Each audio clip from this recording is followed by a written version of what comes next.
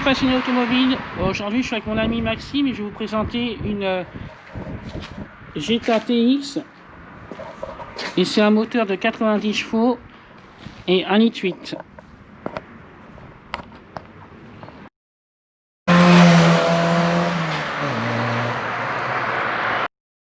Maxime, alors tu vas nous présenter une Jetta. Ouais, c'est ça. Alors parle-nous un peu de ce modèle-là parce que je connais pas du tout. Ouais, alors pour être franc avec toi, je vais pas te mentir, c'est un modèle que je connaissais pas du tout non plus avant de l'avoir acheté.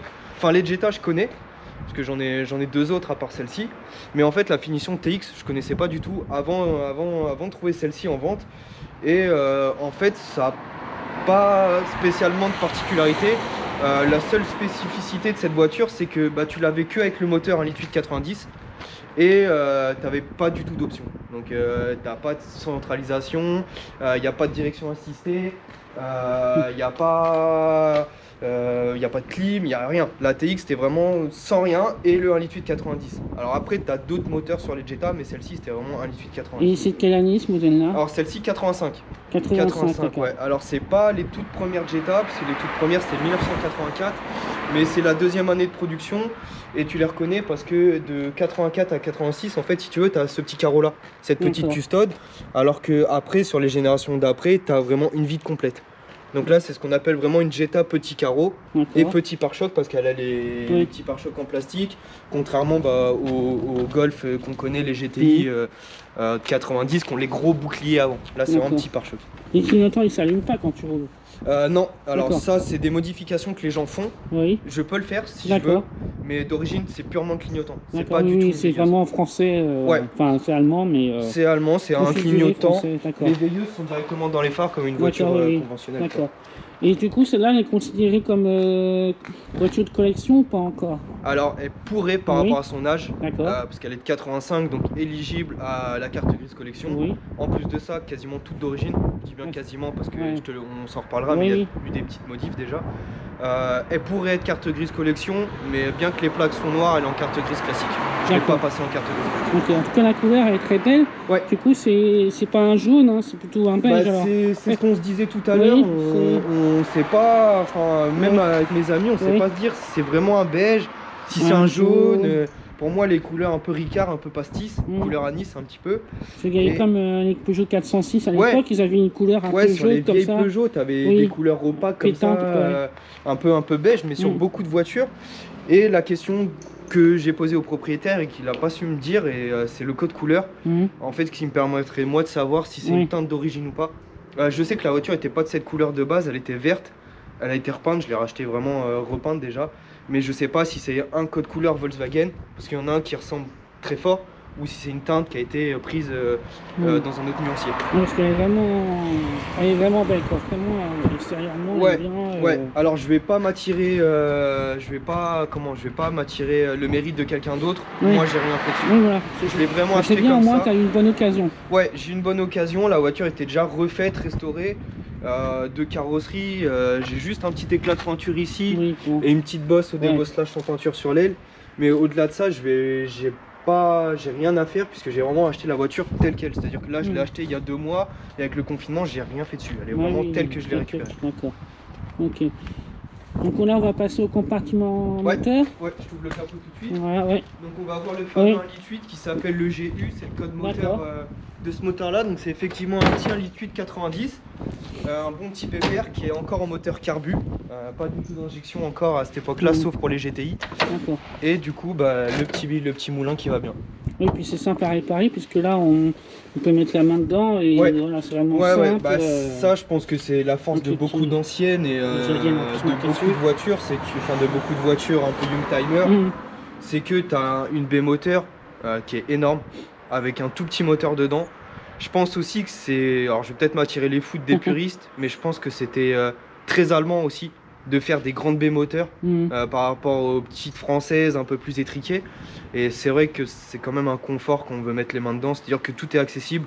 Il n'y a pas de cache à Non, il n'y a démonter. rien là. T'es direct dedans, Ouais. puis franchement, il est propre. Hein. Bah, il est beau parce que je pense que tout a été refait au moment où la voiture a été repeinte. Oui, je pense, ouais. Puisque. Il a dû faire une restauration, monsieur. Et, Ouais, ouais, bah si tu veux, je pourrais t'envoyer une photo que tu Oui. pourras mettre en miniature, pas en miniature, Oui. mais en photo d'illustration. Ouais, d'accord. J'ai une photo de la voiture quand elle a été repeinte, c'est-à-dire qu'elle a été démontée intégralement. Ah oui, ça c'est. Donc, Il n'y avait plus rien, il n'y avait plus de bah là, on faisceau. voit, regarde, hein, ici, c'est tout. Ouais. C'est comme une couleur d'extérieur. Bah, même à l'intérieur, ouais. tu vois les rails des sièges qui ont été repeints en couleur. Même la batterie, elle est neuve, tu l'as changée ou. Non, comme je te dis, je l'ai vraiment acheté comme ça. D'accord. Ouais, et ce qui est appréciable, bah, c'est que comme la voiture faisait des concours, il a essayé un petit peu de rendre ça esthétiquement joli. Donc comme tu peux voir, t'as le Mastervac qui a été repeint en ton caisse, au lieu d'être noir. Tu vois que la boîte a été repeinte aussi. Si tu peux regarder, bah là il n'y a pas trop de lumière, mais tout ce qui est les berceaux et traverses avant, elles ont été repeintes en gris métallisé. Au lieu d'être couleur tôle classique. Donc c'est vraiment, vraiment de l'esthétique, mais la voiture a été refaite dans cette optique là en fait. D'accord.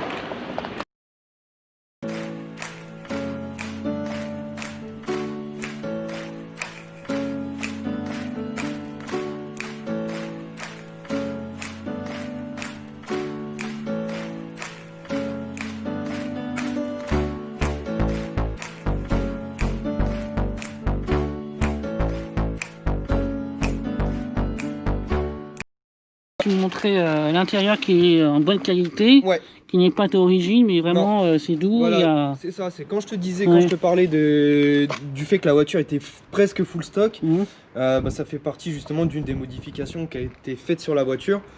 C'est qu'en fait l'intérieur n'est pas d'origine. Alors ça reste un intérieur d'origine Volkswagen, mais c'est pas du tout celui qui était monté de série, puisque ça c'est un intérieur de Jetta GT en fait. Donc la seule différence c'est qu'on a des sièges semi-baquets à l'avant. Et bah, la fameuse banquette avec la trappe à ski, la coudoir et surtout les appuis-têtes en fait. Oui. Et puis la plage arrière est nickel aussi. Ouais, non mais dans l'ensemble la voiture est vraiment, ça se voit tout de suite à l'œil. Hein. Ça saute à l'œil tout. Ouais. Non, c'est pour ça quand j'ai vu la voiture, ça a été un gros coup de cœur. Et aussi une autre chose qui est pas d'origine, mais c'est du petit détail, c'est les poignées de porte empruntées d'une Santana. Donc un autre modèle de Volkswagen qui sont chromés. Sinon normalement c'est du plastique. Ici c'est vraiment quoi. Pas de porte qui ont été refaites. Donc le tissu qui a été retendu et refait dans les règles de l'art. C'est vraiment bien. Donc là bah, du coup le devant. Le poste de pilotage qui là pour le coup est tout d'origine. Là, comme tu dis, sèche semi-baquet. Ouais, c'est du semi-baquet, en velours et je trouve le confort vraiment exceptionnel par rapport à un intérieur tissu. Puis même là, par terre, c'est propre, nickel. Ouais. Le volant, c'est en. Non, c'est pas en. C'est encore en. Bon, il y en a qui s'amusent à dire que c'est du cuir. Moi, je trouve que c'est un espèce de plastique moussé un peu à l'ancienne. Ça dépend. En tout cas, c'est très propre. Ouais, non, j'ai une chance, c'est que la voiture est en très bon état. La seule petite chose qu'on s'est dit hors caméra qui me reste à faire, c'est effectivement remettre les pare-soleil et bah, le bas de la boîte à gants. Non, mais c'est nickel. Ouais, franchement, je suis content pour ça.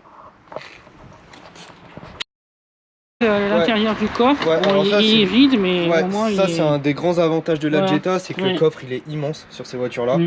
Et comme je te disais tout à l'heure, une des seules choses que j'ai à faire sur la voiture, c'est juste retrouver le fond de coffre, parce que là bah, j'y ai rien, et passer un petit coup de propre, parce que c'est vraiment le seul truc qui est un peu cracra sur la voiture.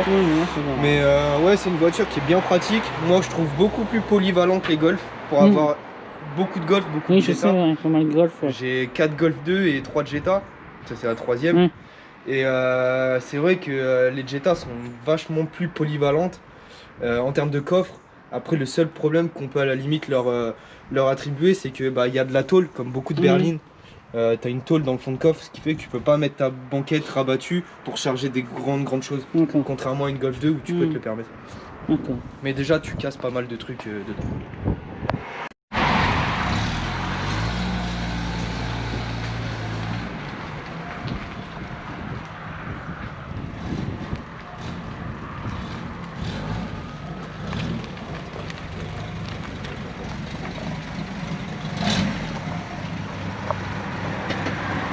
Donc là, on va mettre un peu d'essence pour faire le tour dynamique.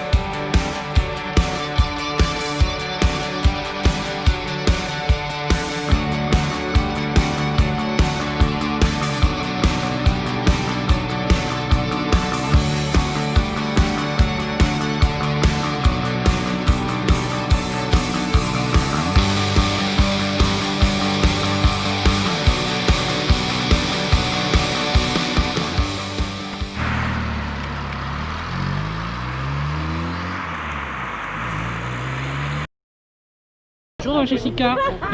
Pour la passion automobile, il faut s'abonner. Non, mais il faut s'abonner à sa chaîne YouTube et à la mienne aussi. Oui, J'étais aussi, obligée, allez, hein, voilà, quand bien même. sûr, on est abonné alors. Ok. Donc, voilà, Bah, merci bien. abonnez-vous rien que pour la passion. Merci Jessica. Avec plaisir.